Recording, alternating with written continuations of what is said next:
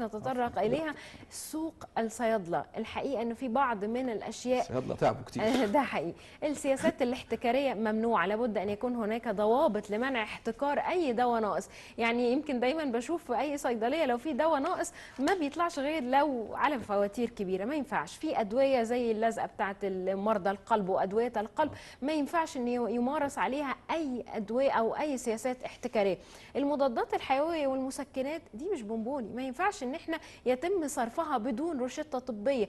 الحقيقة اللي يمكن ما يعرفوش كثير جدا من المشاهدين ان المضادات الحيوية لما بتتصرف بهذا الشكل المبالغ فيه بيحصل حاجة اسمها ريزيستنس، مقاومة من البكتيريا. يعني المضاد الحيوي اللي بيجيب فعالية النهاردة هو بعد سنة من كثرة الاستخدام مش هيجيب اي نتيجة، نتيجة حاجة اسمها الفيرولنس او ريزيستنس، المقاومة، لان البكتيريا خلاص عرفت المضاد الحيوي ده وبدأت تعدل من نفسها وتعمل مقاومة لهذا المضاد الحيوي. فاذا الصيدليه حرب ذكاء، ده حقيقي، ما بين ذكاء بيولوجي وذكاء البكتيريا او الفيروس. لا، الذكاء البيولوجي بتاع الفيروس، صحيح. والذكاءات الانسانيه والذكاء الاصطناعي. ده ايه القصه دي؟ دخلنا انا عايزه اقول لحضرتك انه في كثير من المستشفيات دلوقتي بقينا بنعمل حاجه اسمها البايوجرام. يعني ايه البايوجرام؟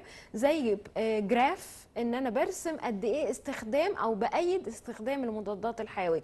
ما ينفعش حد يكون عنده برد وينزل ياخد حقنه البرد اللي بننبه منها دايما، اللي هي فيها مضاد حيوي، فيها مسكن، فيها كورتيزون، فيها الثلاث حاجات مع بعض. المضاد الحيوي ليس له اي موقع من الاعراف في علاج نزلات البرد. نزلات البرد دي نزلات فيروسيه بتحتاج سبورتيف تريتمنت، يعني فيتامينز، فيتامين سي فقط لا غير، مش مضاد حيوي على الاطلاق. طب احنا في نهايه الصيف